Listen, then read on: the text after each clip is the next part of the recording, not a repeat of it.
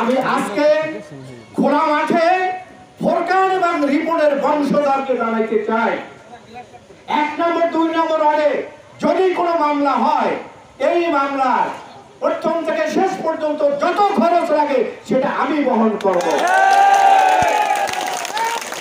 তাদের থাকার জন্য বরগুনা আমার বাসা আছে, আমি সেখানে ভাড়া বাসা আছে একটা, ওইটা আপনাদেরকে ছেড়ে দেবো, তাড়াতাড়ি দিয়ে দেবো।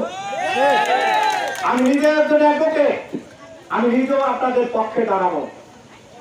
আমি তো চাকরি করি না, আমি সকাল আসতে পারবো, বিকাল আসতে পারবো, যখন ডাক দেবেন তখনই আপনাদের মামলা পরিচালনা করব। আর আমি নিজে যদি না পারি, আমার সিনিয়র অ্যাডভোকেট আছে, দেওয়ার ভাই আছে, বাকের ভাই আছে, আরেক ভাই আছে, আমার অ্যাডভোকেটের ভাইদের কোনো অভাব নাই। ফোরকান, তুমি সাবধান হয়ে যাও। তুমি যদি এত বাঘের বাচ্চা হয়ে থাকো, তুমি আসো, আমি তোমাকে দেখি তুমি কে আর আমি দেখি। আমি একটা কথা শুনেছি অনেক বছর আগে, সেই ফোরকান যে নাকি এই শাখারিয়া একজনের হাত এবং পা বেঁধে তার উপর দিয়ে গাড়ি চালাইয়ে গেছে। ফোরকান, তুমি যদি পারো এই 18 ইউনিয়নের একটা কুকুরকে যদি তুমি মারতে পারো, তা তোমার উন্নতি হবে বীর কুকুর মারা আর এই ফোরকান মেয়া।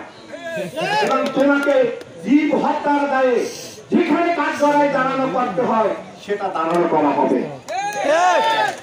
এই সেই ফোরকান, এই সেই রিপন চেয়ারম্যান যারা গত ইলেকশনে রামসাম দেখাইয়া, আপনাদের ভয় ভীতি দেখাইয়া ভোট দিয়েছিল। চাইছে লোক, পাই নাই নৌকা, পাইছে কি আনারস। আমি জানাইতে চাই, এই সেই ফোরকান 27,88,000 টাকা, 27,88,000 টাকা ঋণ খেলাপি থেকে সরকারের চোখে ধুলা দিয়ে তুমি নির্বাচনে অংশগ্রহণ করেছ। আর আপনার আমার মতো সরল মানুষকে ভুল বুঝাইয়া তুমি আনারসে ছিল মারেছ। তার রেজাল্ট কি হয়েছে? মামলা হয়েছে। কয়েকদিন আগে তাকে চেয়ারম্যান পদ থেকে বহিষ্কার করা হয়েছে এবং কিছুদিন আগে সেটাকে আবার কোর্টে আবার স্টে করেছে। এই আগামী 4 এপ্রিল মামলার শুনানি হবে, তাকে চেয়ারম্যানের পদ ছাড়তেই হবে। যদি ফোরকান তুমি পারো, ঠেকাও। তুমি 1 নম্বর 2 নম্বর ওয়ার্ডের মানুষকে ঠেকাইছো আগে, এখন আর পারবা না আজ থেকে। আর কোর্টের জজ অ্যাডভোকেটদের ঠেকাবার মতো ওই যোগ্যতা, ওই বুদ্ধি তোমার নাই। তোমার যদি বুদ্ধি থাকতো তাহলে তুমি কি করতা? তুমি একবার আওয়ামী লীগের নৌকা পেয়েছো, তারপর তোমার জন্য আবার নৌকা চাইছো, পাইছে? পাই নাই। তোমার বউর জন্য নৌকা চাইছো, পাইছে? পাই নাই। আর এক ইলেকশনে রিপনের জন্য নৌকা চাইছো, পাইছো? পাও নাই। কিন্তু এইবার আমি নিজে দেখেছি, নানক ভাইয়ের দরজায় দাঁড়াইয়া খালি ধুলাধুলি করতো, ঢুকতে পারো না। আমার নিজের চোখে দেখা, নিজের চোখে দেখা, একবার না একাধিকবার সে গেছে ওখানে, আর ঢুকতে পারে না। আমি আসত 3 মিনিটে কাছে গেছি। আর এর মূল চাবিকাঠি হলো আমাদের ব্যবসায়। এই আমার ব্যবসাকে কয়বার ফেল করছে? 5 বার। এই 5 বার ফেল করা মানুষ, তার মুখে আর নৌকা সাজে না, সাজে তার মুখে। আমি বলে গেলাম, আজ থেকে তার লিস্টিয়ায় প্রধানমন্ত্রী ধরে নেবেন যে লাল কালির ডাক দিয়ে কি কালি লাগতেছে, লাল কালি না। আর কোনদিন তার এই পদে, আওয়ামী লীগের পদে তার আসা সম্ভব নয়। আজকে আমি একটা অনুষ্ঠানে উপস্থিত ছিলাম, আন্তরিক মাননীয় মেয়র সাহেব ছিল। আমি জানি মেয়র সাহেব আমার পুরো পাশে দাঁড়াইল আছে, আমার কষ্ট হয়েছে। কিভাবে কষ্ট হয়েছে? এই মেয়র সাহেবের নৌকার কথা বলছে আর ফোরকান সাহেবের নৌকার কথা বলছে। কি কথা বলছে? মাননীয় প্রধানমন্ত্রী শেখ হাসিনা উন্নয়ন এবং উন্নতির কথা বলছে। কার? আওয়ামী লীগের। ও ফোরকান, তোমার গদি রাখার জন্য তুমি হাসিনার কথা বলছো, মাননীয় প্রধানমন্ত্রীর কথা বলছো। আর এখানে তুমি যে গোলাম যে আওয়ামী লীগ, সেইখানে তুমি ভোট ভুল করে অথবা তুমি শর্ট কেয়ারে তুমি সেটাকে অমিট করে তুমি আজকে তোমার ভাইকে বিদ্রোহী প্রার্থী করেছো। এটা কি সঠিক হয়েছে? উনি যতবার দাঁড়াইছে ততবারই বিদ্রোহী হয়েছে। এবার আপনারা কি বিদ্রোহীকে জবাব দিতে পারবেন? যদি বিদ্রোহী হয় 18 জাতীয় ইউনিয়নের ভোটাররা হবে মহা বিদ্রোহী।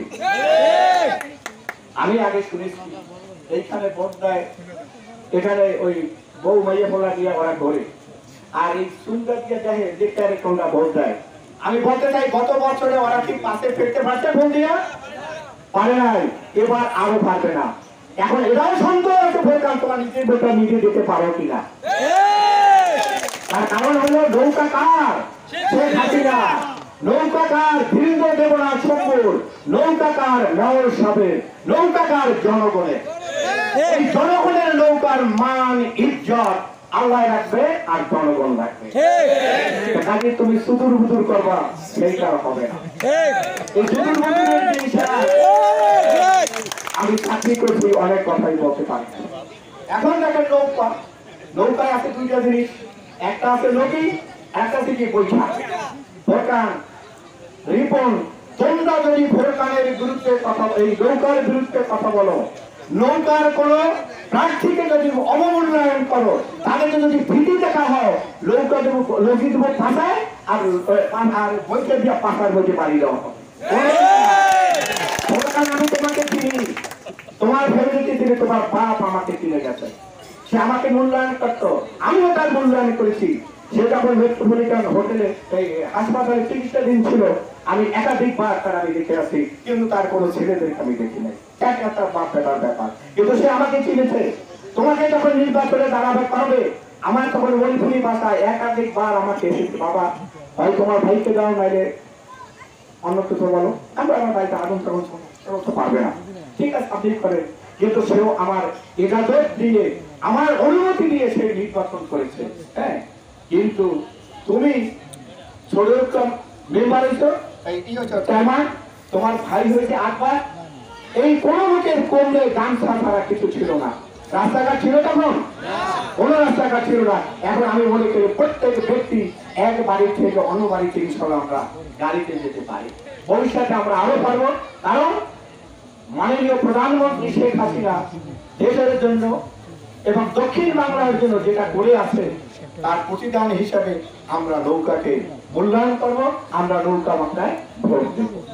আমি শুধু হারনের জন্য ভোট চাচ্ছি না, আমি ভোট চাচ্ছি আমতলী উপজেলায় 6 জন আওয়ামী লীগের চেয়ারম্যান প্রার্থী আছে।